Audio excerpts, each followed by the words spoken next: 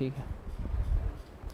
Hello everyone, welcome आपका आज की क्लास में। आज हम कंजंक्शन स्टार्ट करेंगे। कंजंक्शन मींस आपके कनेक्टर। पीछे मॉडल्स हमने कर लिए थे, पिछले कल उसकी एक्सरसाइज की थी, तो आप वो रिवीजन आपने कर लिया होगा। बाकी हम कंजंक्शन की फर्स्ट क्लास पे चलते हैं। कंजंक्शन का मीनिंग रहता है आपका कनेक्टर। कनेक्टर मींस ऐसे वर्ड जो या तो किन्हीं अलग अलग वर्ड्स को कनेक्ट करें, या किसी फ्रेज को कनेक्ट करें, या फिर किसी क्लॉज को करें, या फिर सेंटेंसेस को करें। कंजंक्शन को आप कनेक्टर भी बोल सकते हो, जो कनेक्ट करें, ऐसे वर्ड जो कनेक्ट करें या तो वर्ड्स को, या फ्रेजेस को, या क्लॉजेस को, या फिर सेंटेंसेस को। फॉर एग्जाम्पल जैसे Ram and Shyam will come, उसने दो वर्ड को जोड़ा, दो नाउन को जोड़ा, किस किस को, राम और श्याम को। दूसरा सेंटेंस अगर आप देखो तो दूसरे सेंटेंस में है people's ignorance and population explosion are two interrelated problems. अब इसने फिर से किसे जोड़ा, एंड से जोड़ा। किस किस को जोड़ा इसने एंड से? एक जोड़ा आपके पीपल इग्नोरेंस और दूसरा पॉपुलेशन एक्सप्लोजन। अब मेरे को आप लोग ये बता सकते हो कि ये जो लिखा है पीपल इग्नोरेंस और दूसरा लिखा है पॉपुलेशन एक्सप्लोजन, ये है क्या? आपके वर्ड है, फ्रेज है, या क्लॉज है? बताओ शाबाश। तीसरा सोच लो इसे। तीसरा है she said that she would come. अब उसने शी सेड और शी वुड कम को किससे जोड़ दिया? दैट से। तो अगर तीन सेंटेंसेस को आप देखो तो पहले सेंटेंस में एंड, दूसरे में भी एंड, और तीसरे में दैट। ये तीनों वर्ड अगर आप देखो, एंड और दैट क्या है? आपके कंजंक्शन है, जो कि कनेक्ट करेंगे किसको? या तो वर्ड को, या फ्रेज को, या क्लॉज को, या सेंटेंसेस को। अब मैंने आपसे क्वेश्चन पूछा था कि राम और श्याम तो आगे आपके वर्ड्स, जो नाउन को कनेक्ट करेगा किससे? एंड से। दूसरा सेंटेंस था आपका people's ignorance and population explosion, और तीसरे में है शी सेड शी वुड। तो अगर आप ध्यान से देखो तो शी सेड और शी वुड क्या है? आपका क्लॉज है, और पीपल्स इग्नोरेंस और पॉपुलेशन एक्सप्लोजन क्या है? आपके फ्रेज है। अब बात यह आई कि फ्रेज और क्लॉज में डिफरेंस क्या है? What is the difference between phrases and clauses? Any one of you? देखो, फ्रेज और क्लॉज में डिफरेंस क्या है? क्लॉज जो है वो सब्जेक्ट को कंटेन करेगा, सब्जेक्ट और वर्ब को, लेकिन फ्रेज जो है उसमें सब्जेक्ट जो है वो कंपल्शन नहीं है। सब्जेक्ट मीनिंग जैसे क्लॉज में देखो क्या आया? शी। आगे भी क्या आया? शी। क्लियर है? तो इसमें क्लॉज में आपके सब्जेक्ट होंगे और फ्रेज में आपके सब्जेक्ट नहीं होंगे। क्लियर है? अब कितने टाइप के कंजंक्शन हैं? दो टाइप के बेसिकली कंजंक्शन है। वैसे चार टाइप इसके हम करेंगे, लेकिन बेसिकली दो टाइप के हैं। कौन कौन से? एक आपका कोऑर्डिनेटिंग कंजंक्शन और दूसरा आपका सबऑर्डिनेटिंग कंजंक्शन। आपने सुना भी होगा कोऑर्डिनेटिंग और सबऑर्डिनेटिंग। अगर मैं देखूं इनको कोऑर्डिनेटिंग, तो सबसे पहले बात करते हैं कोऑर्डिनेटिंग कंजंक्शन की। कोऑर्डिनेटिंग कंजंक्शन है आपका, फॉर एग्जाम्पल जैसे आपके सामने तीन सेंटेंस हैं। He read the notes and return it to me. दूसरा है he came to meet me but I was not at home. तीसरा है she worked hard yet she failed. अब अगर आप ध्यान से देखो तो इनमें एंड, बट, यट, इन तीनों स्केयर को अगर आप देखो तो ये आपके क्या है? कंजंक्शन है। और कौन से कंजंक्शन रहेंगे? आपके कोऑर्डिनेटिंग कंजंक्शन, जो कोऑर्डिनेट करवाएंगे किसी दो वर्ड्स में, किसी दो क्लॉज में, या किसी दो फ्रेज में, या किसी दो सेंटेंस में। अब एंड, बट और यट जो ये कंजंक्शन है, ये दो ऐसे वाक्यों को, इससे दो ऐसे सेंटेंसेस जोड़ेंगे जो स्वयं अपना अपना अलग अलग अर्थ प्रकट कर सकते हैं।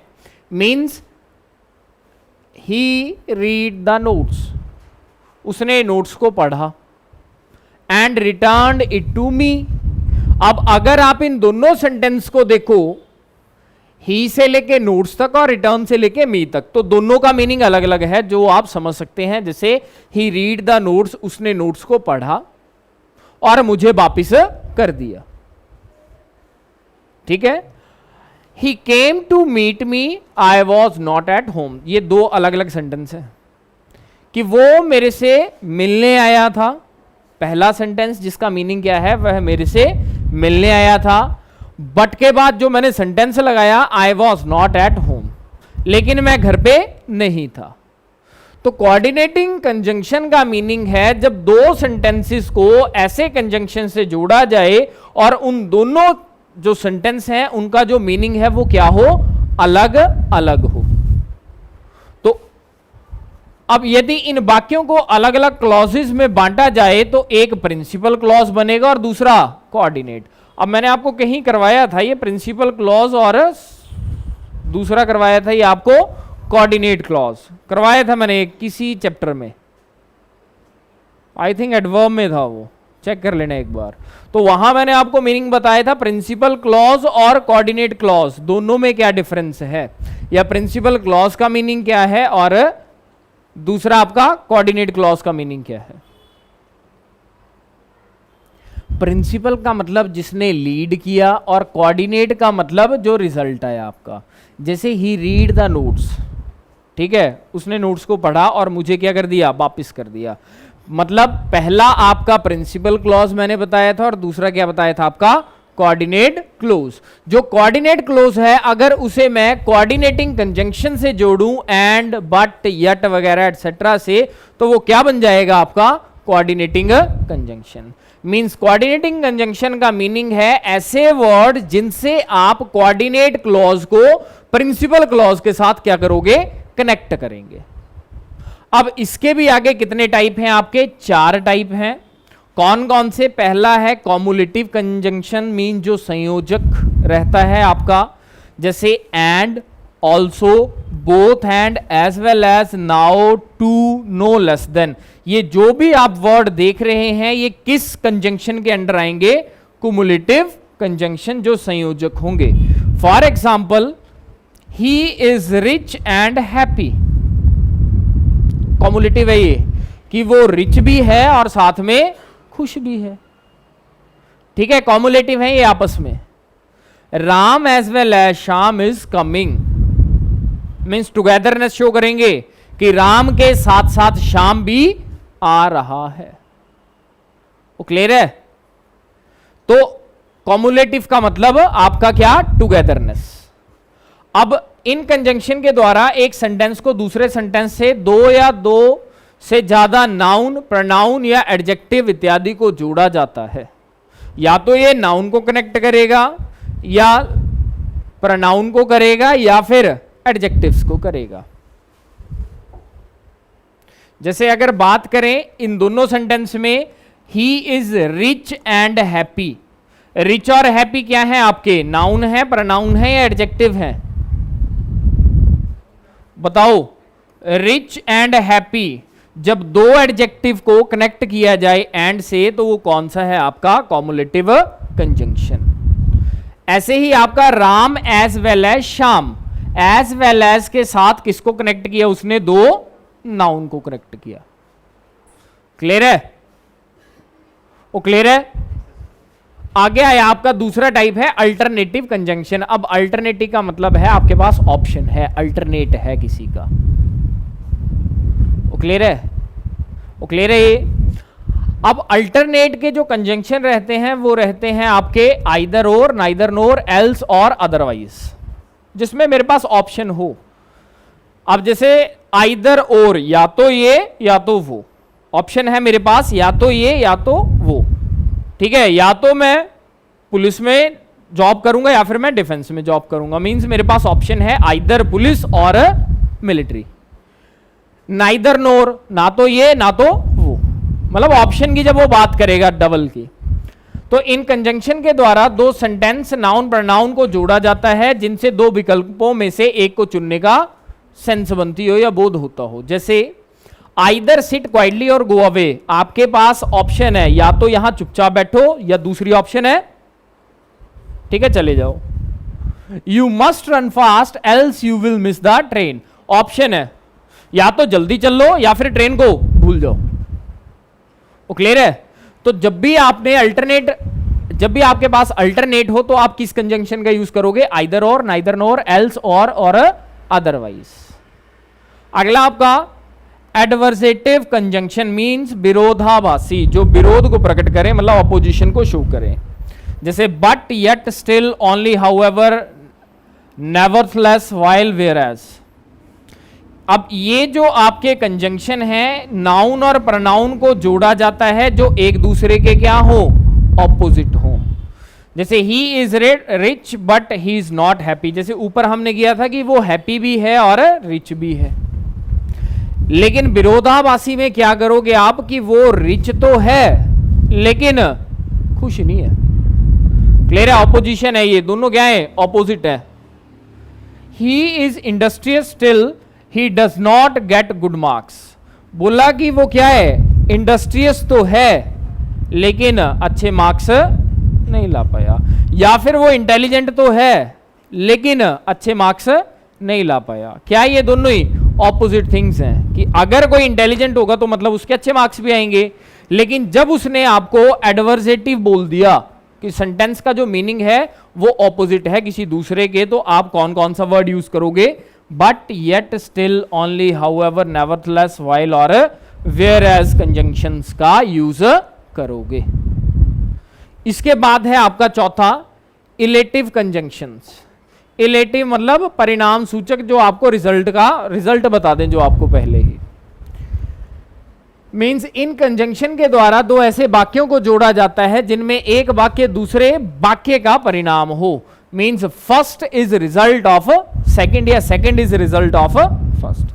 जैसे I was ill so I could not come, अब उसने बोला कि मैं आ नहीं पाया, रीजन बता दिया क्यों, रिजल्ट बता दिया क्यों, क्योंकि मैं बीमार था, या फिर मैं बीमार था इसलिए मैं आ नहीं पाया। मीन्स क्या बता दिया उसने? रिजल्ट बता दिया। और पहला सेंटेंस जो है वो रिलेटेड टू सेकंड हो, मीन्स दूसरे का रिजल्ट शो करे, या दूसरा जो आपका सेंटेंस है वो पहले का रिजल्ट शो करे।